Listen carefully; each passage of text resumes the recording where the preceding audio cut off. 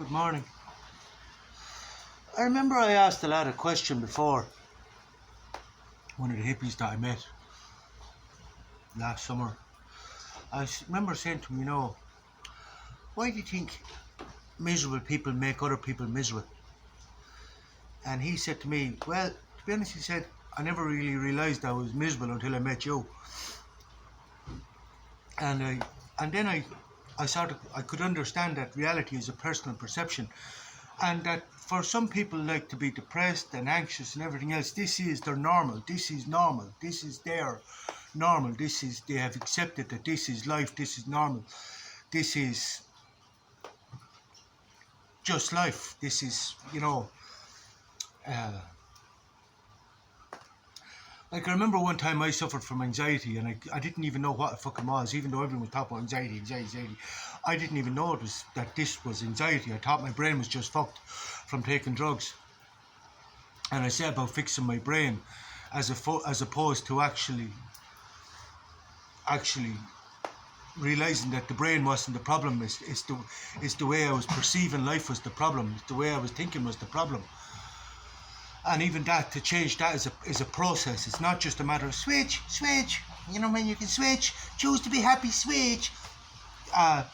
It's not that fucking easy, But back to my question that I asked your man, why do miserable people make other people miserable? And I realised like that's sort of against my own philosophy, because nobody can make you miserable. Because external circumstances are not within your control. Your response to them is within your control. And when it comes to like what makes you miserable is your attitude towards the way of things and your perception of things. So even like someone might be a bad vibration and or just a right pain in the ass, right? Just a right pain in the ass. It's your response to it is what's going to make you miserable, if you understand what I'm saying. But in saying that,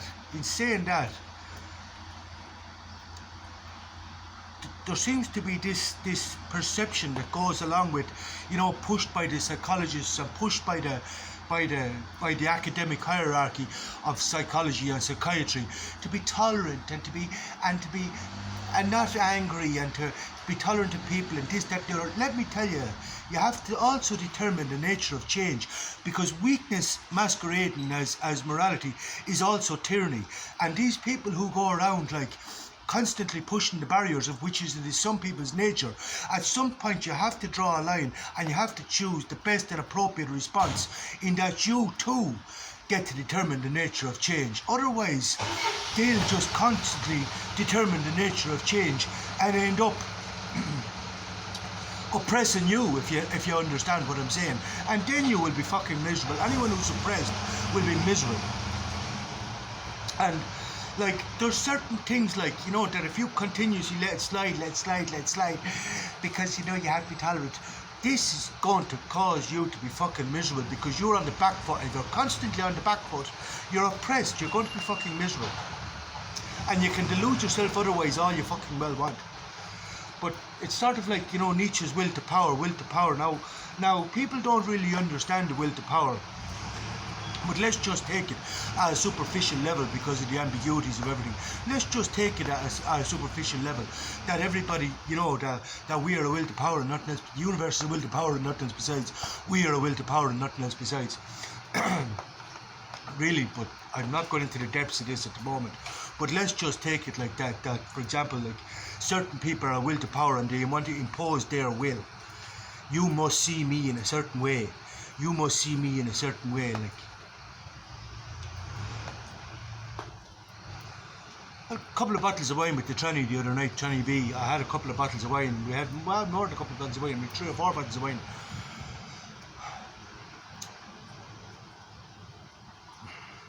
And I was trying to explain, like that you know, we all have our roles in nature and we all want to determine the nature of change. I want to determine the nature of change. That's what my philosophy is all about. It's about focusing what is within your control to determine the nature of change. That you just, this is the thing with the Buddhists. The Buddhists are passive fatalists. Throw the hands up and, oh, lovely, lovely, lovely. Accept everything. No, no, no, no. This is the thing. It's not, Stoicism is not about passive fatalism. It's about determining the nature of change. Now, the weak can do the passive fatalism. The weak and the meek can do the passive fatalism. They love everybody shit. But no, but the strong will want to determine the nature of change. Now, I said in the last video about the trannies are very much a part of nature, and it's about, like, you know, nature colorizing our life. I'm so sick of black and white. That's grand, and I get the role and I get everything, and I appreciate that somebody has their role to do. But at the same time, this is dialectics. At the same time, you have to choose the best and appropriate response, that you too are determining the nature of change. And what I was trying to explain to Tranny B over the couples of bottles of wine the other night was that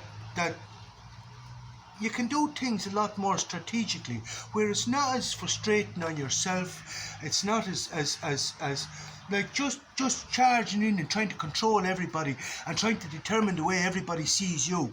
Like, for example, like I was trying to say, like, you know, like, as I remember sitting with a tranny before up in Sofia, and I was explaining to them, like, you're built like a shit brick house. You're wearing a pair of work boots.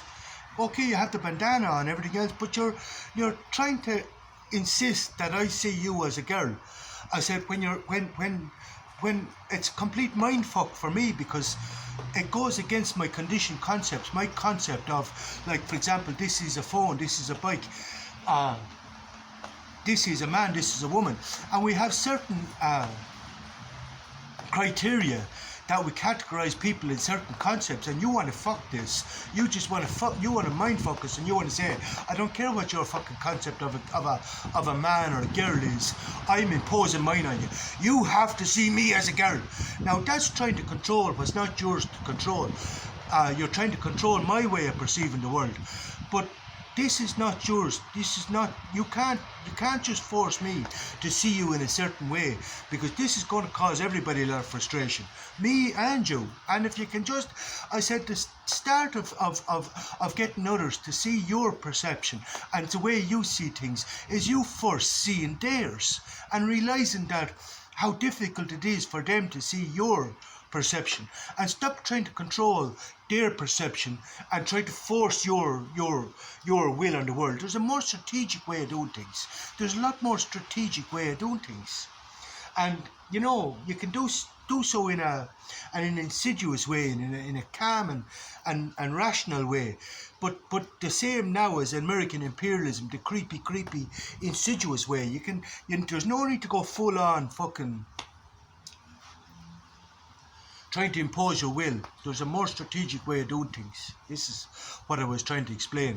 So, like, you know, like, he's he does contemporary dance, and he does hairdressing. I was saying, there's no dance. This is a city. I go and see any dance studios in this city, and if you walk up the main street of this city, there's not even, I haven't even seen one hair salon. Not even one hair salon. So this screams of opportunity. That's why I say this place is a blank canvas. Like, Christ, like, it doesn't even have to be a good hair salon to start creating this concept, or bringing this working model to this city.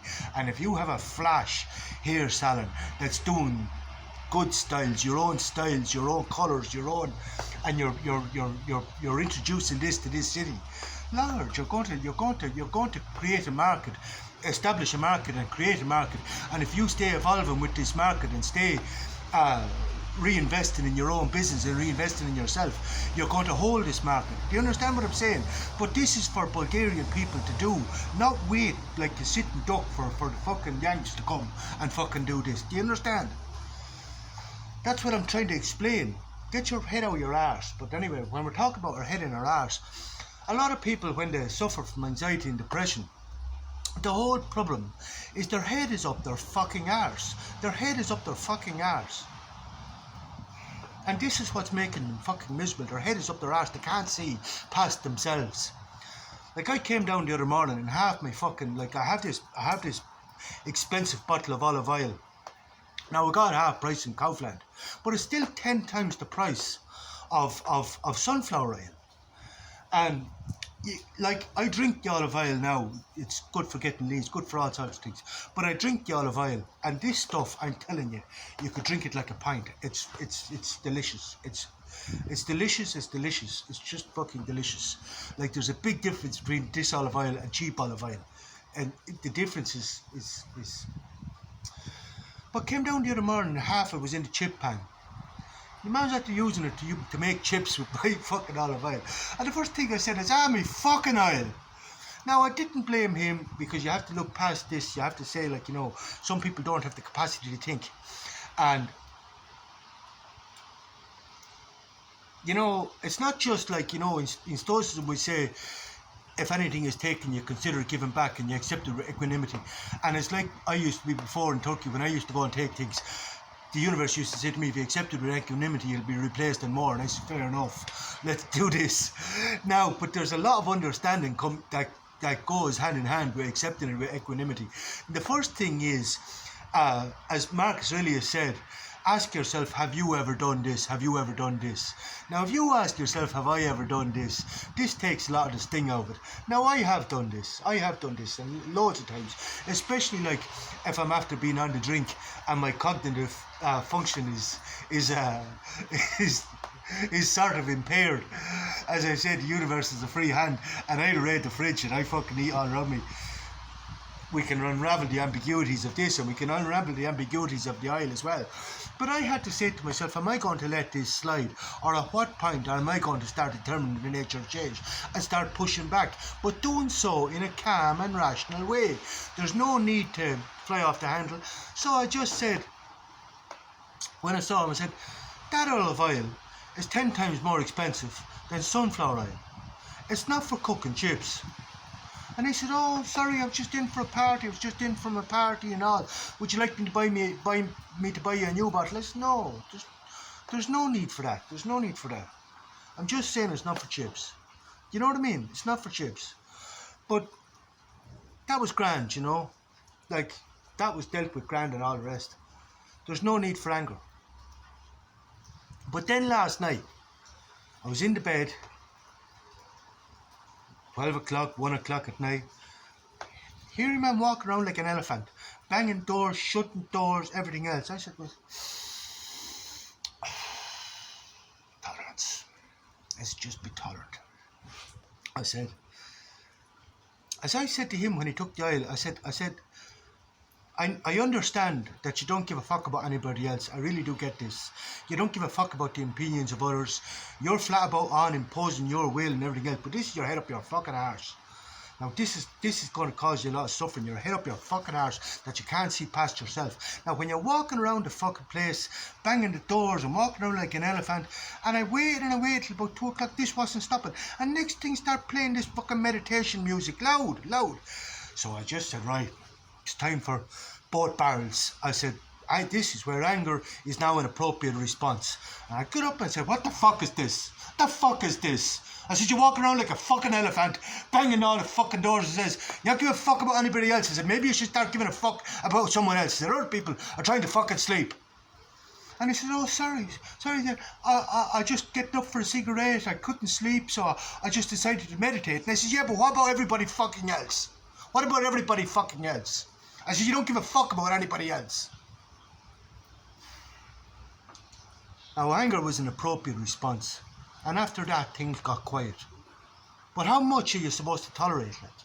And this is why I say, you have to know when anger is an appropriate response, but be angry, but just stay in control of yourself. Don't go into a blinding rage where you make a car park out of place. Just stay in control of yourself. But there are times when anger is an appropriate response. And this idea of eliminating toxic masculinity to let others walk all over you, this is going to make you fucking miserable. Really fucking miserable. I give Peterson his due, as he says there's a time to be assertive and to assert yourself in these situations, and to say, like, this is not on. This is absolutely not on. Now, what's making him fucking miserable is the universe will do to you what you do to others. And you go around fucking not giving a fuck about anybody else. Don't expect anybody to give a fuck about you. The universe won't give a fuck about you. And this is going to cause you an awful lot of fucking suffering. Remove your head from your fucking arse.